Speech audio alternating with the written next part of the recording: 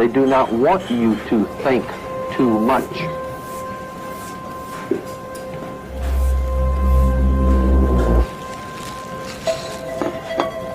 You had better wake up and understand that there are people who are guiding your life and you don't even know it.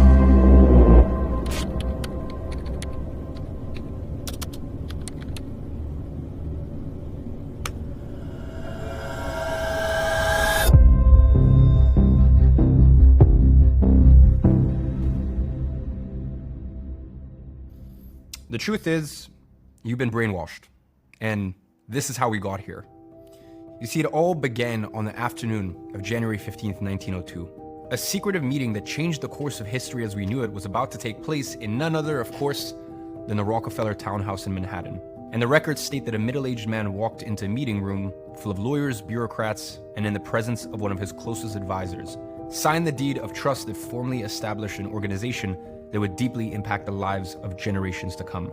That man was John D. Rockefeller, and his closest advisor, a particular man with a deep connection in Washington. On that afternoon in 1902, they founded what would later be known as the General Education Board, an organization whose goal was the promotion of education within the US without distinction of race, sex, or creed, which sounds like a very noble cause. At least that's what it looked like from the surface. You see, the name and the promise of this secret initiative, well, they were very carefully chosen. What comes to your mind when you hear the name General Education Board? Well, it's probably one of those dozen different government initiatives that overview education. I mean, surely that would be part of the Department of Education. After all, it is the government that handles education, right? Wrong. They came up with a name that would make them look like an official government organization, but in reality, this board was not government at all. There were no government officials on the board, nor was it backed by the government whatsoever. Its purpose? One thing and one thing only: to systematically infiltrate the education system and promote its own secret agenda. And I'll reveal that secret agenda in just a second, but here's the most clever part of this whole initiative. Its promise and the name of it almost pressured politicians into backing the cause, because going against the cause with a name like that wouldn't look good for any politicians in the public eyes. After all, it was a cause for the less favored people, all in the name of diversity and education, and it worked exactly as planned. Only one short year later, in 1903, the US Congress granted a formal charter to the board, providing it with a national mandate. Little did they know that they had just set in motion one of the biggest tales of mass control and manipulation in the history of the world. The idea was simple: to provide free public education to every single child in America. That would create an environment where every single person would have access to the same opportunities and would have a fair start with real chances of achieving success in life. Or at least, that was the idea that they sold to the public. Fast forward to today, and here's where we're at. The people who built the schools were consciously aiming at eradicating the will of the students who were part of the system because they wanted them to be obedient. Now, education at this point is a racket. I mean, most people will never recoup the cost of a college degree. Harvard could afford to pay their $50,000 a year tuition for their 6,000 students. You know for how long? Not 10 years, not 30 years, not 50 years, 120 years for free and not asking for another penny. Over half of recent college graduates are unemployed or underemployed. And the sole reason why colleges are so expensive in the first place is because of the loans themselves. That was their plan all along. The unpayable student debt, the new wave of wokeness invading the floors of universities to Fortune 500 companies, the job crisis, the bullshit corporate agenda, all of it was part of a much bigger plan and a web of hidden interests spun over the course of 300 plus years with one single ultimate objective: eradicating the free will of an entire generation and turning you into a mindless, obedient worker. And those are just the tip of the iceberg of my findings over the last few months. And it really all started with me trying to figure out how this recent woke culture invaded our society across all the social media apps to the biggest initiatives of the biggest investment firms in the world. But what I found was a much bigger story here that's not being told. A very carefully crafted plan. A plan that connected all of these problems together. A plan that has been kept secret for a long time, dating back to over 250 years ago. A plan that, if people were aware of their existence, would rock the foundations of the current system and expose the side of the system that is hidden in the shadows. A plan that is crafted by 3 notorious individuals over the course of 3 centuries and broken down into 4 stages of social conditioning, and how you can implement them to control the masses as you wish. All of it was laid out in the pages of an old book that started to be written in 1763, and you are about to see for the first time what's in the pages of this book. It all dates back to 1806. There was one specific event that changed the course of the world forever, and it created a cascade effect that still deeply affects us to this day. Back then, the territory in Europe that is known today as Germany was a part of Prussia. Now, Prussia had somewhat of a fearsome reputation as one of the most powerful armies of Europe, and they managed to quickly expand from Germany and conquer territories of the current-day Poland, Denmark, Belgium, Lithuania, Luxembourg, and even a big chunk of Russia. Now, here's where it gets interesting. In 1806, that was the year that the Prussian Empire faced Napoleon's France during the Napoleonic Wars, and as you may know, that marked the fall of Berlin to the hands of Napoleon, meaning the supposedly unbeatable army of Prussia was defeated. And that put the intellectuals of Prussia in crisis mode. I mean, how could such a better trained army from the feared Prussian Empire lose to Napoleon's weaker forces? They could not digest the defeat of Prussia, so the intellectuals came to one conclusion. The reason as to why the Prussian army was defeated was because the Prussian soldiers were thinking by themselves in the battlefield. Napoleon's soldiers, on the other hand, were only following orders. Soldiers thinking for themselves was so deadly, it costed Prussia an expensive price. You see, they were forced to sign a peace agreement. They gave away about half of their territory. And they also had to pay very hefty indemnities to France and support their army, which of course ended up creating a lot of economic instability. So they needed to make sure that that would never happen again. And this is where the Conditioning Factory book started to be written. You see, the Prussians planned something that was, quite frankly, ingenious. Evil, but ingenious. You see, the problem was clear. They needed soldiers who followed orders and did as they were told, without ever questioning anything. And what was the way that the Prussians found to do that? Indoctrination. So they created an 8-year education system. The sole purpose of it? To indoctrinate children and teach them to obey, comply, and do as they're told. This newborn education system would teach them to follow orders, to comply without questioning, to respect the authority of their superiors. The Prussian leaders would teach the kids just enough so they could follow orders and be useful to the ones to the top, but not too much that they started thinking for themselves. And I'm going to show you exactly how this new system accomplished that in chapter 3.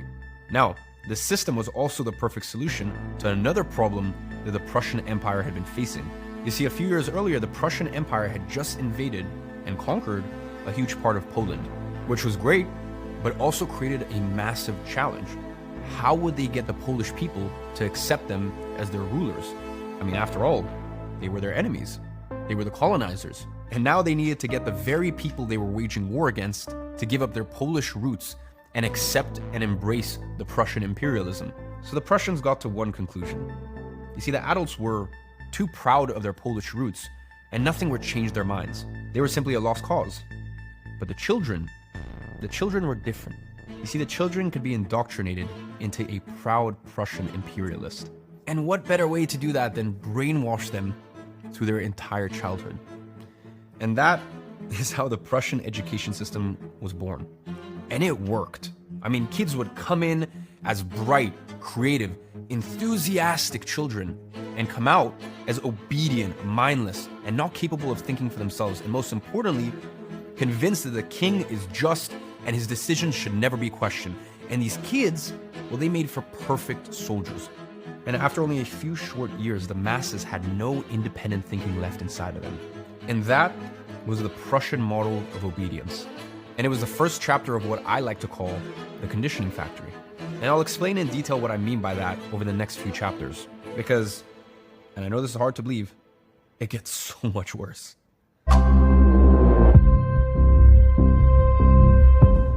The secret origins of the modern-day education system.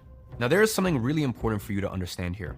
Virtually all of the big problems that we face today are a direct consequence of what I'm about to uncover right now. And this is the reason you fail to succeed. Not because you're a failure, but because the system has been set up for you to fail from the get-go. And the thing you need to understand is, you will keep failing until you understand the root of the problem. And, more importantly, address it. Otherwise, every single thing that you try, every single new job, every single new venture, every single new business, every single new side hustle will just be different paths that lead to the same destination: failure. And you might think that if you are not currently in college, or if you dropped out of school, this doesn't really apply to you. And that is another way that they keep you indoctrinated. Because listen, you may have skipped a few steps of their indoctrination plan, but at the end of the day, if you follow the traditional path and end up in some soulless corporate career, then you're still a part of their system, because it goes way beyond the education system itself. And I'm going to show you exactly how in the next chapters. So if you don't want failure to be the final result of every single venture you try in life, pay very close attention, because I'm about to show you the root of the problem, and then I'll show you how you can address it. I should reply that the very recognition of and reliance upon free will in the pupil is the first mistake of the old system. You have to remember that the reason the Prussian created its education system in the first place is because they believed that individuals who had free will were a threat to their imperialist regime. They imposed risk to the system. The Prussian intellectuals saw free will of their people as the #1 risk to their empire, and all of this hatred towards free will derives from the school of thought of one single philosopher. One philosopher in particular who was the biggest influence to the Prussian education system. This guy was responsible for turning their system into a conditioning factory that strips citizens of their free will and turns them into obedient and mindless citizens. He went by the name of Johann Gottlieb Fichte. And here's what he envisioned for their education system, in his own words. Education should aim at destroying free will so that after pupils are thus schooled, they will be incapable throughout the rest of their lives of thinking or acting otherwise than as their schoolmasters would have wished. When this technique has been perfected, every government that has been in charge of education for more than one generation will be able to control its subjects securely without the need of armies or policemen. He has literally written that down in his books. And notice how from the get-go, the system was built with the interest of its creators in mind, rather than the interest of the students that go through the systems themselves. And you'll soon see how this is a very common theme that repeats many times. But before that, I ask you the question: what are the odds that someone going through a system built on these principles and turning out to be successful in life, becoming a free, independent individual, how more likely are they to turn into a mere product of the system? Very likely. Now, you probably don't even suspect it, but if you're watching this, chances are you went through this system yourself. 1843. That was a very pivotal year that set the foundation for the modern-day education system. Enter a man that goes by the name Horace Mann. You see, Horace Mann was a notorious American congressman, part of the US House of Representatives of the American Congress, who later would be known as the father of American public education. Just a short 5 years before, he had been nominated the head of the newly created Board of Education of Massachusetts, and he had one mission: to reform the American education system. For years, he had been researching different education models in European countries to find successful case studies that he could export back to the USA. And finally, he found what he was looking for. And yes, of course, you guessed it, the Prussian education system. And he had one goal in mind: implementing the same system in the US. I mean, after all, if that system managed to remove every ounce of nationalism from the people of a country that was brutally invaded, I mean, what could it do for the interests back in America? Well, it's definitely easy to say that Horace Mann had big plans for the newly discovered conditioning factory, education system. And he was so impressed with the results that the Prussians were getting that he decided to personally travel to Germany with a board of educators. So that way he could learn in person the inner workings of their system. And after returning to the US, he went on a campaign and lobbied heavily in Congress for this exact same system to be adopted in the US.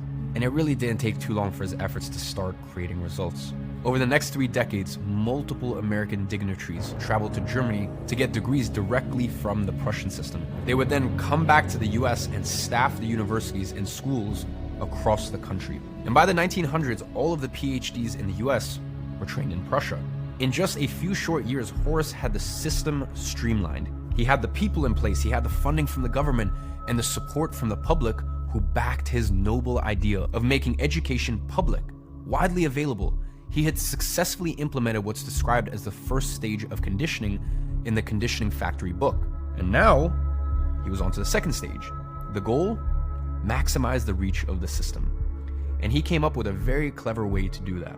Have you ever asked yourself, why is education mandatory? Well, Horace is to blame for that too. His 10th annual report in 1846 led to the first state law that made it mandatory for kids to attend school in the state of Massachusetts. So now you have two options. You either give your children to the government to let them indoctrinate them with their ideals, or the second option is you get thrown into jail. And it's no wonder that attendance rates started to skyrocket. And that same year, he supported the governor of Massachusetts in adopting the Prussian model of education for the entire state. And how did he do that? Let's just say that the governor of the state at the time was the very first to receive a PhD from Prussia. Once the system was completely implemented in Massachusetts, the game was on. The system started to spread itself throughout the US in record time. It spread to New York, and then other states soon followed. Slowly but surely, parents, children, and society as a whole started to accept the Prussian model as the only sensible way of educating children, without ever suspecting the true motives behind it. And by the end of the 1800s, the Prussian system had dominated America. To make sure they'd killed any remaining traces of other education systems, by 1864, Congress made it illegal for Native American kids to be taught in their native language. Instead, they'd be sent away to boarding schools to go through the same conditioning factory. From then on, every single American child grew up under the Prussian system of obedience. Now listen, if you're not from the US, you're probably thinking right now, well, I'm not from the US, so that doesn't really affect me. What does this have to do with me? Well, I'm sorry to tell you, but at this point, the influence of the Prussian education system, it was already growing internationally with the help of Prussians and Horace Mann himself. You see, soon after, the Canadian superintendent of schools, well, he came to Horace to learn more about the system himself, and also ended up traveling to Prussia to go through the same process that Horace did. And on the other side of the ocean, the Prussian Empire grew its influence in Europe more and more. And with that, their system started to spread accordingly across the entire continent. And it got even worse after World War II, but more on that later. For now, what you need to understand is this. If you went to school either in the US, Canada, South America, or a country from Europe, you have been indoctrinated through the Prussian system. And if that's the case, you need to understand how the system has impacted you and what it is doing to you today.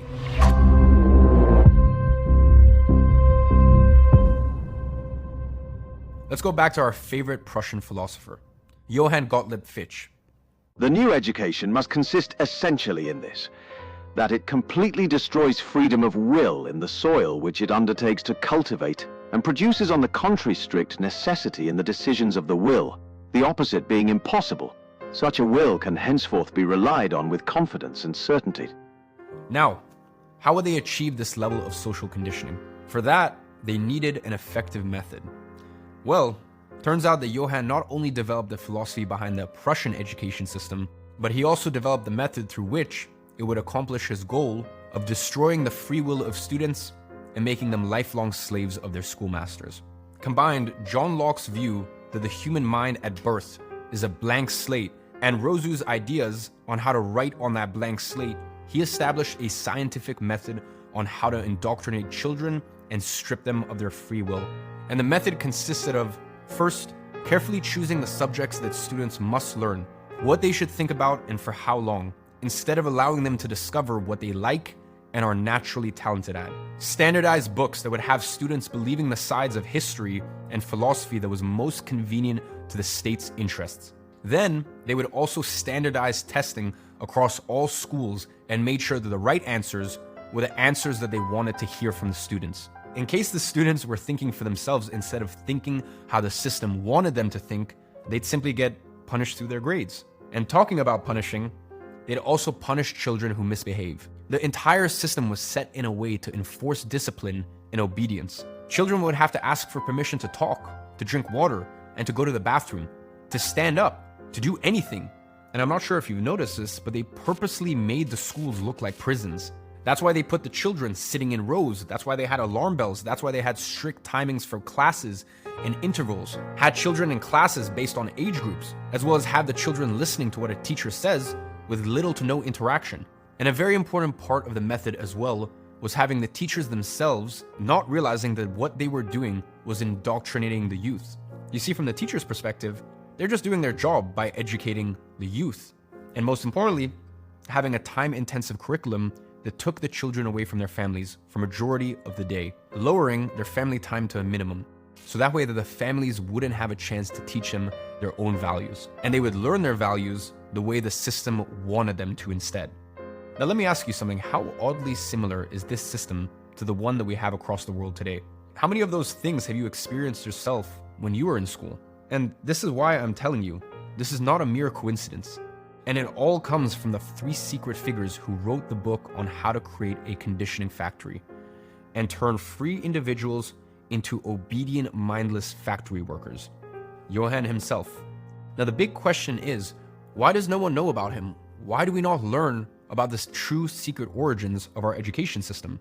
Well, maybe that's because the model was designed with the interests of the elites in mind, instead of the interests of the individual, and they had to keep that fact hidden so that the masses wouldn't suspect of their most effective tool of mass control. Oh, and maybe it's also because one of the other small details I forgot to mention about our very forward-thinking philosopher Johann. You see, after Berlin was occupied by Napoleon in 1807, Johann actually gave a series of very famous addresses to the German nation. And on them, he actually spoke about the superiority of the German people above all others. And he would fervently call for a united German nation and preach them as a unique culture and spiritual entity. And the content of these speeches was a catalyst for the Prussian education system. Does that ring a bell to you? Maybe about, I don't know, another infamous movement that happened in Germany, you know, that preached about the superiority of Germans above all other races and how they should act as one united nation. Something like that. Like, I feel like there was a guy who used to talk about that. Now, if that still doesn't ring a bell for you, let me just go ahead and make it even easier for you. In other early works, Johann also called Jews a state within a state that would undermine the German nation.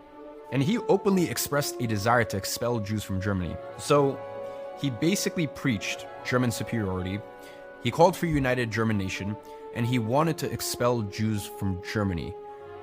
Yeah, I feel like I've definitely seen this before.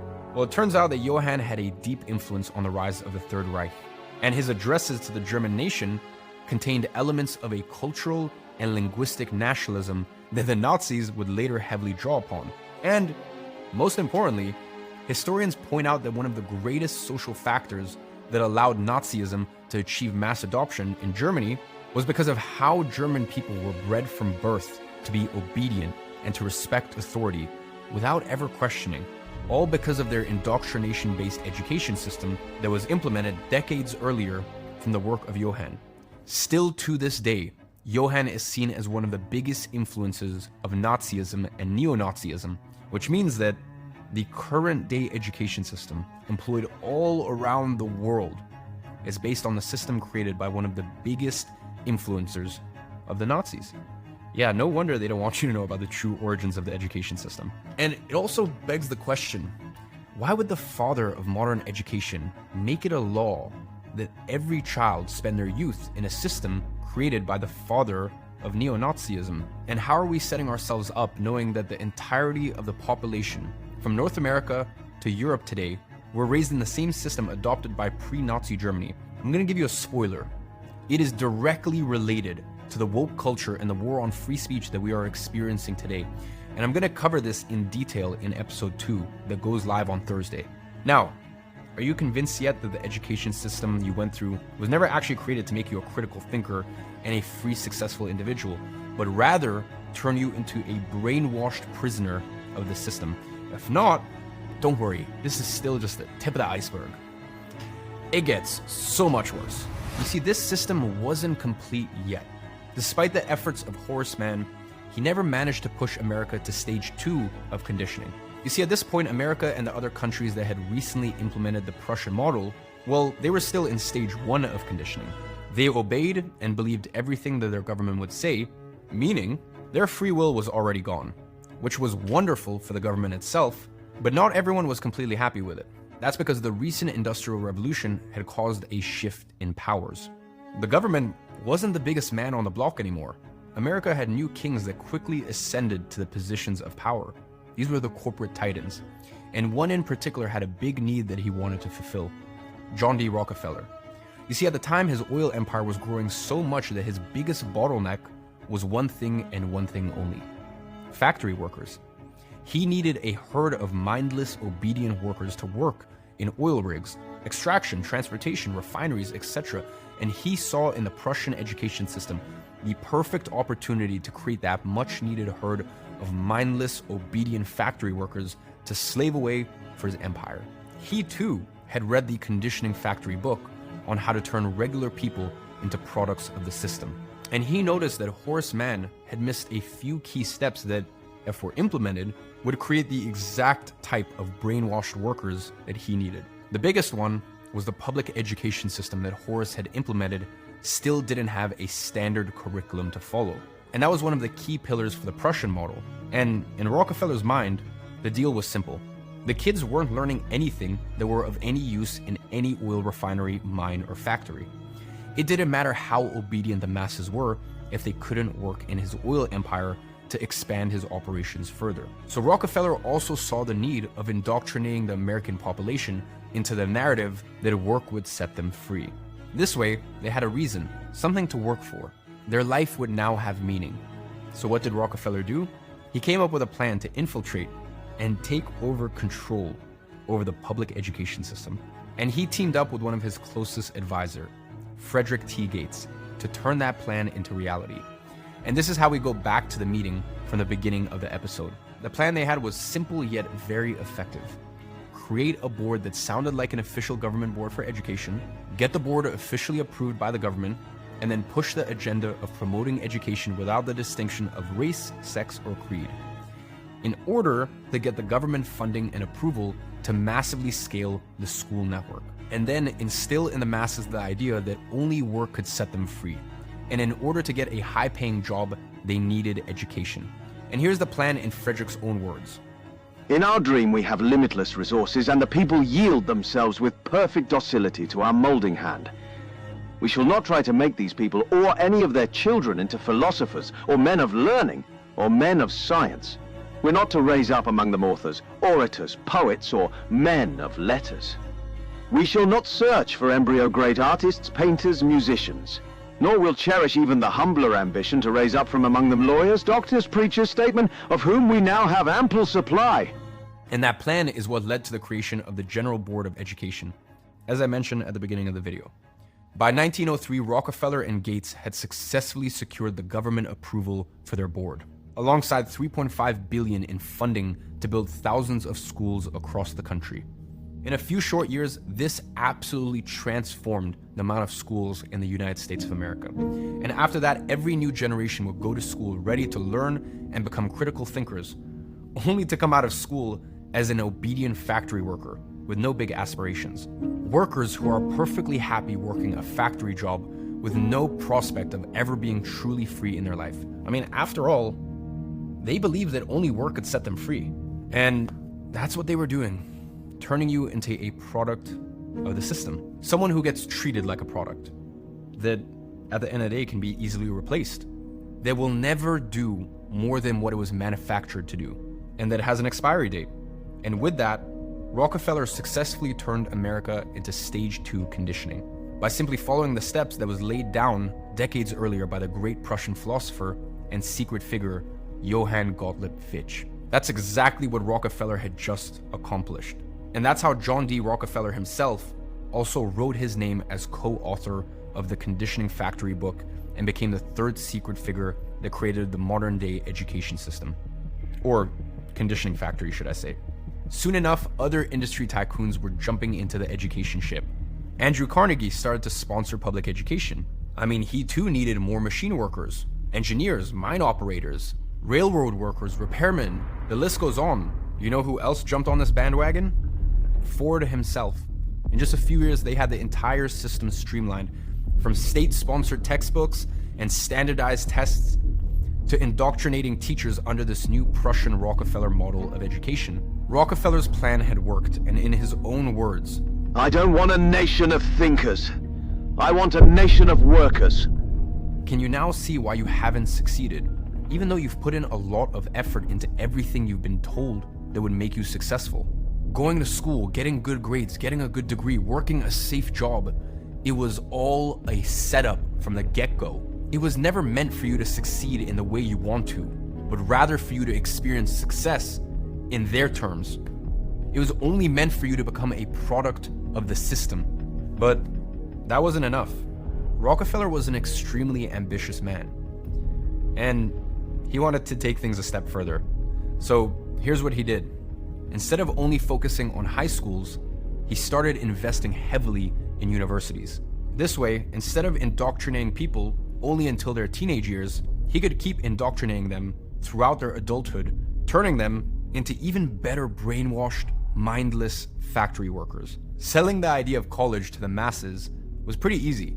I mean, they had already believed the narrative that work would set them free, and that the only way to get good work is by being educated. So now, what did he do? He conditioned them into thinking that education equals college. Something that the majority of people around the world still believe to be true to this very day. And that is the power of a narrative. And I personally think that Rockefeller himself didn't even realize what he had just created as a byproduct of that. He had just set up the foundations for one of the biggest mass control tools that is still used by governments and universities to this day. And this was the start of our modern day abusive love relationship with college degrees.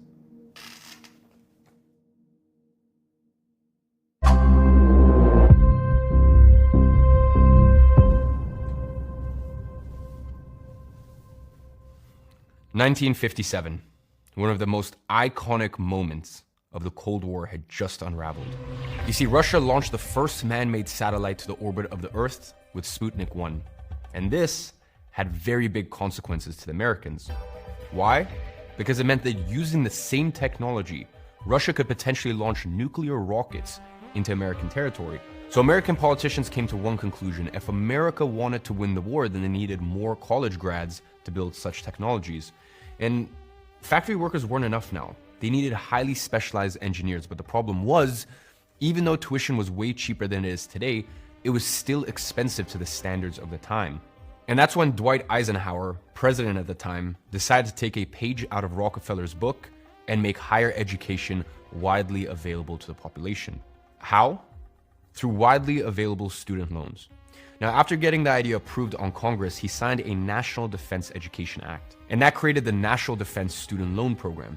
I mean, after all, who could go against a national defense initiative, especially in the height of the Cold War? And that was the beginning of something huge. Why? Because all universities realized something. With the right approach to this, they would never have to worry about money ever again, because the government was willing to spend an unlimited amount of money on them. And here's where things take a turn.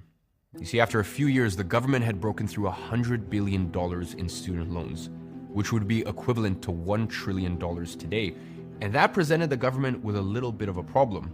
They started to question for how long would this be sustainable, knowing that students would only be paying this back 4 years later and in small portions over multiple years. So they decided to do something. They asked the bankers for help. And that was the nail in the coffin, because they had just pushed America into stage 3 conditioning. How? Through the modern student loan system.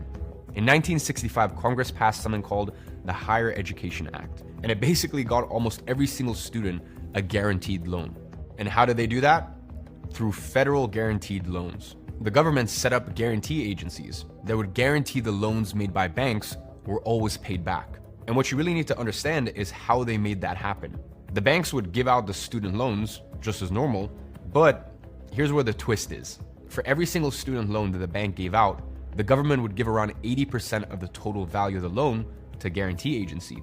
Then, if a student didn't pay back their loan, the government agency would buy the loan from the bank and attempt to collect on it. So this really shifted the risk of the default from the banks to the guarantee agencies. But the weird thing is that the guarantee agencies were also guaranteed.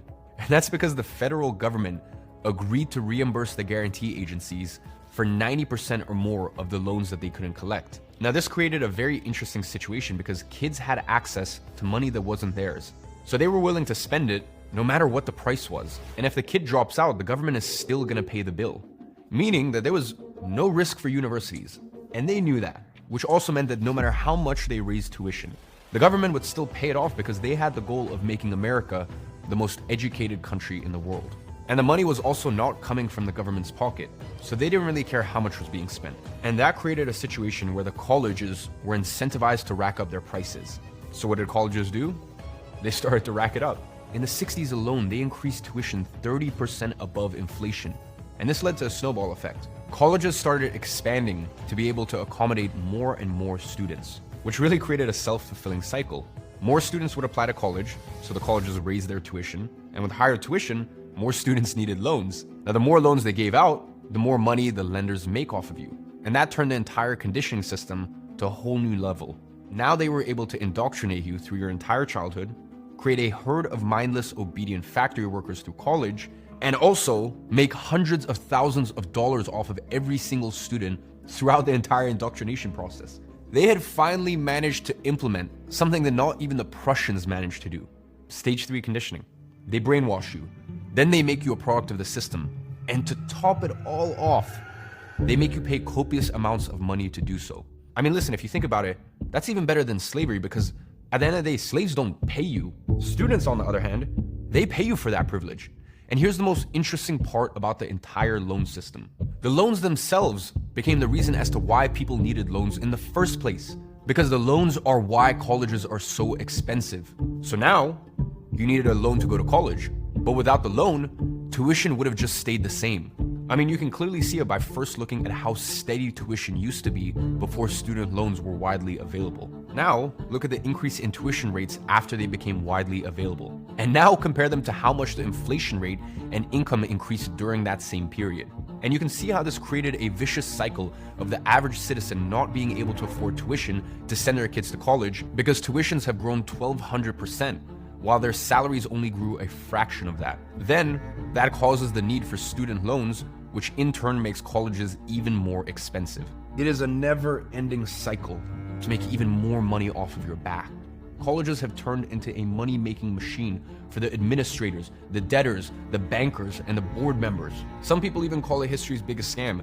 And just so you really understand, I want to put it into perspective just how much money colleges truly have.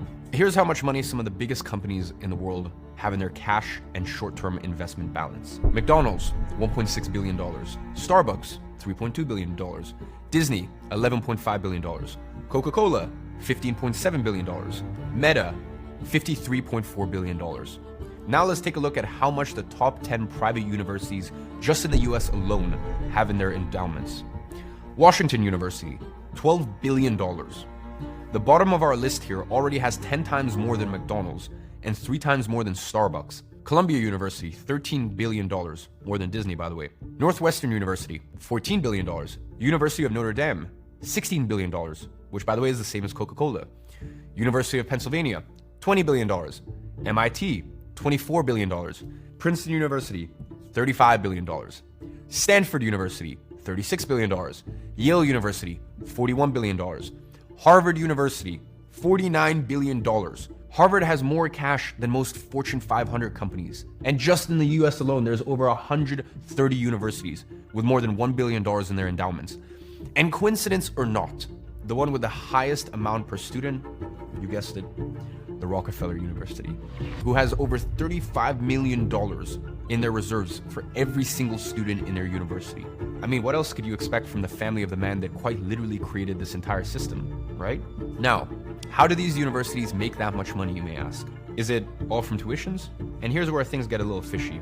You see, if you check their financial reports, tuition only amounts to around 20% of their yearly revenue. And that seems quite odd, doesn't it? I mean, how else would a university make that much money? Well, they have another 10% that they make from federal sponsored researches, meaning, by the way, that if you're a taxpayer, you are paying them directly out of your pocket. But that's not the interesting part. The interesting part is that if you were to look at Harvard's financials from 2022, you would see that the biggest chunk of their revenue comes from philanthropy, 45% to be exact. But if you dig a little bit deeper, you're going to see that almost all of the money under philanthropy, that comes from something called the net endowment distribution. Now, you probably know this, but universities don't pay any taxes. I mean, after all, they're not a for-profit organization, right? All they do is create critical thinking citizens and improve the quality of the population. Yeah, we both know that those two couldn't be further from the truth. Here's the thing. Once universities start to really rack up student loans, they start to just have a lot of cash laying around. And I mean, a lot. So what happened was hedge funds started approaching them and saying, hey, instead of keeping all of these billions of dollars in your checking accounts, why not just create your own hedge fund and multiply this money through investments? Well, there was just one problem. They couldn't have their own hedge funds because they're not a for-profit company, right? So their genius solution? Let's just call it an endowment instead.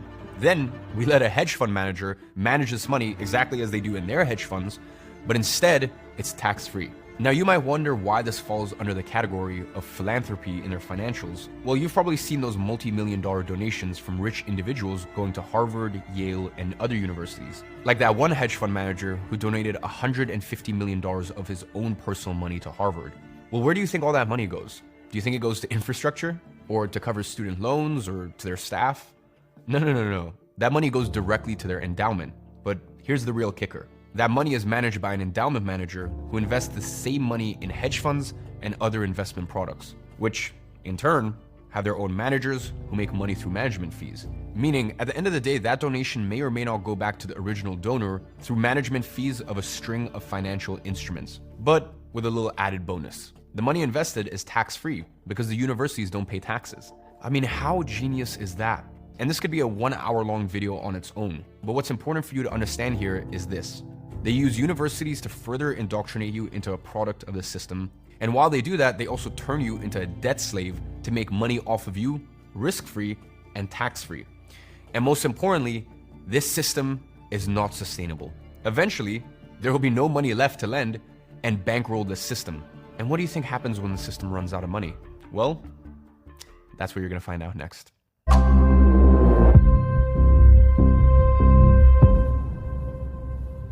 2023, and finally we get to what's happening today. Today, for every dollar the government loan through student loans, tuition goes up by 60 cents. On the other hand, Harvard has enough money to pay the tuition of every single one of their students for the next 120 years in a row. So that begs the question, why do they still make their students get into hundreds of thousands of dollars in debt to get a college degree? And it's also a very well-known fact that 60% of graduates today won't be able to pay back their student loans. If that is the case, why are the government and banks still lending this money? And most importantly, what happens when the majority of the students don't pay back their loans? Looking at the price increase in tuition over the last few decades and comparing to how quickly it grows compared to inflation, income, and all other metrics, I can only come to one conclusion. This is unsustainable. And eventually, this system will collapse, which means that there's a bubble. Now, it's not the regular type of financial bubble that we're used to seeing. I see it more of a personal bubble. And here's why. The job market has changed. It's not dominated by a few titan companies anymore. The internet has really democratized the game to a certain extent. And majority of those companies need employees who are critical thinkers, and they value the skill of solving problems over the skill of following orders. But right now, we're still pumping mindless, obedient workers who don't know how to solve any real-world problems, and demand for such people is shrinking rapidly. So it begs the question, is getting a degree actually worth the investment today? And you can probably imagine my answer by now. And to be honest, this is where I'm gonna catch you off guard slightly, because my answer is yes. Getting a degree is still worth the investment, but there's a catch. There's still a lot of big corporations that pay six figures to developers, engineers, data analysts, even lawyers and doctors, usually positions that are STEM or lawyer/medicine related. So if you want to follow one of those careers, it still makes sense for a certain period of time.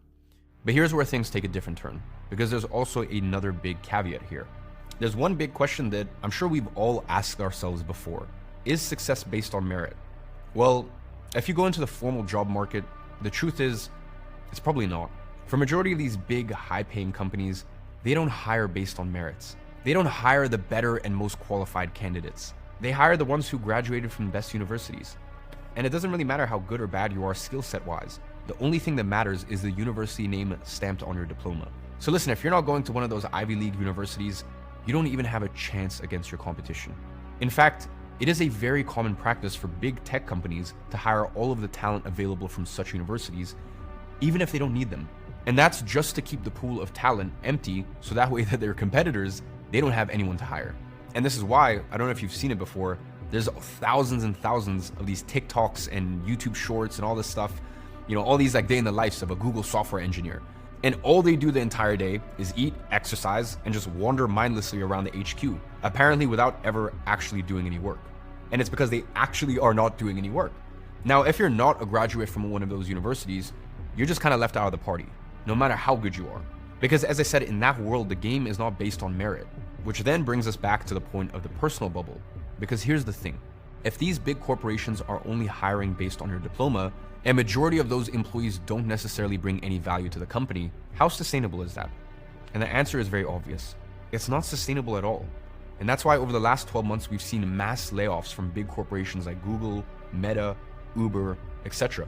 The bubble is not about to burst. It already started bursting.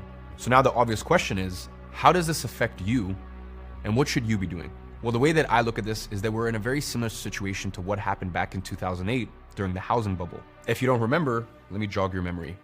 What happened back then was this. Everyone and their mom was getting loans to invest in real estate, even though it was obvious the majority of people getting the loans had no way of ever paying back such loans.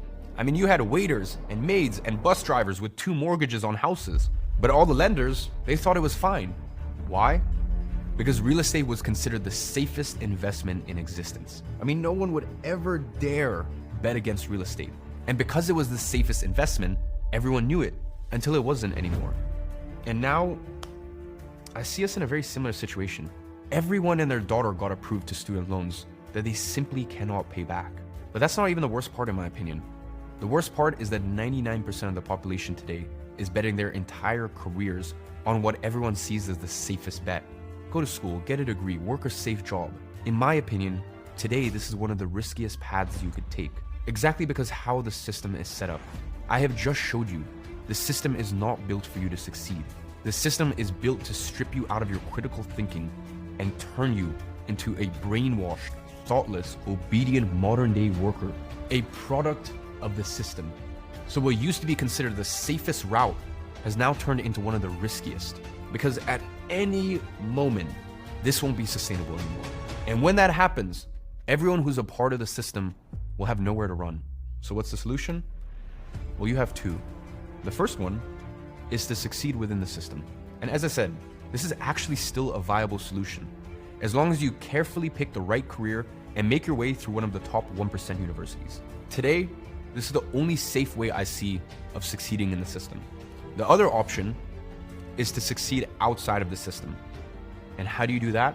The first step is to remove and unwire all of the conditioning you have been fed ever since you were 4 years of age.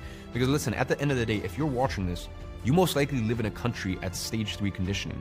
And this is such an insane level of conditioning for failure that you have been fed throughout your entire life that there is no way you could ever succeed without first addressing the thing that's stopping you from succeeding. Listen, if you feel like you have put a lot of effort into your work and your studies, and you have done everything that you were told would lead you to a successful life, but you still haven't achieved success yourself, that's why. The system was set up for you to fail from the get-go. And all of the conditioning you've been fed growing up is like a 100-foot wall in your way to success. And if you don't remove this wall from your way, you're gonna keep bumping your head on it mindlessly for as long as the wall is still there. It is only once you remove this that you can truly experience success in life. The people who can unwire all of the social conditioning that they have been fed from the conditioning factory and manage to succeed outside of the system is someone who I call an outsider. Now, if succeeding in life and truly becoming free as an individual is something that you aspire for in your life, then the question you should be asking is, how do I become an outsider myself? And the answer is actually quite simple, because the path to becoming an outsider has already been written, tested, and proven a long time ago, long before the Prussian education system became a thing. You see, the Prussian education system dates back to the late 1700s, and humans were around long before that, thousands of years before that. And so was education. I mean, education didn't start in the late 1700s. It started centuries before that. And here's the thing, the ideals and principles that education was originally built upon were the ideals that make a successful, critical thinking, free individual. They were the ideals that created some of the most brilliant individuals and brightest minds that the world has ever seen. We're talking Plato, Aristotle, Alexander the Great, Leonardo da Vinci, Shakespeare, Marcus Aurelius, Socrates. They all learned and followed these principles and ideals. Principles that can still be applied to this day. And they all became outsiders in their own fields of work. And what I found out is that there are 5 specific principles all of these great individuals followed to become some of the most successful individuals to ever step foot on this earth. And those 5 lost principles are documented and have been lost in ancient writings that date back to 700 BC, which the conditioning factory has purposely tried to suppress and hide from you. Why? Because just like there is a step-by-step book that the elites followed to indoctrinate you, turn you into a mindless factory worker, and keep you a product of the system, there's also a step-by-step that teaches you how to become a truly free, successful individual. The content in these ancient writings hold the secret to breaking free of decades of indoctrination that the system has injected into your brain. The same secrets that the brightest minds in the world used throughout history to make breakthrough scientific discoveries that changed the world, created the biggest empires the human race has ever seen, and most importantly, become critical thinkers that achieved success and freedom in their own ways. And what you need to do if you want to succeed today is rescue those principles that are described in detail in these ancient writings. And this is why this event is called The Rescue. My mission here is to help rescue these 5 long-lost principles that were the foundations to the greatest breakthroughs humanity has ever experienced. So, with all of that being said, the question now is, do you want to know what are the 5 lost principles in these ancient writings? You will, but not today. You're not ready for it yet. You see, in order for you to be ready, you have to complete a mission. That's because these principles will only make sense if you apply what you have learned today. So, here's what I need you to do. I know that when I tell people about the indoctrination factory and explain that they've conditioned them to think in a certain way, well, a lot of people are very skeptical about that. So I don't want you to take my word for this. I want you to ask yourself a few questions. And then based on the answers of those questions, you choose what you want to believe in. Do this right now if you are the person who is serious about success or you just want to prove me wrong. Grab a pen and paper and let's go through these questions. The first question, are you afraid of renouncing on the formal path? Whether that be dropping out of college or quitting your current job, even if you know that deep down in your heart, that's what you want. Really think about this. Now, if you're afraid of it, where do you think that this fear comes from? I mean, after all, you have seen people succeeding outside of the formal path time and time again, yet you're still afraid to take the leap. So why is that? Now, my next question is, do you subconsciously think that following the formal path is your only choice?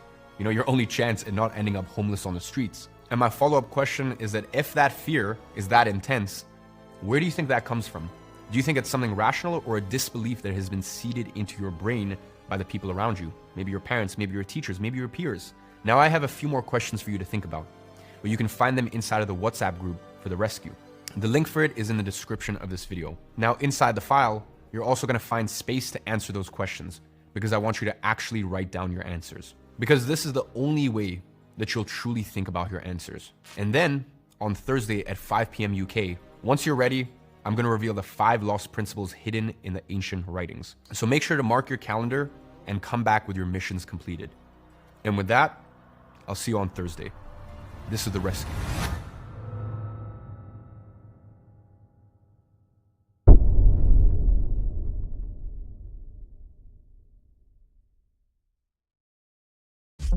I need to find out where I am before I reach the stars.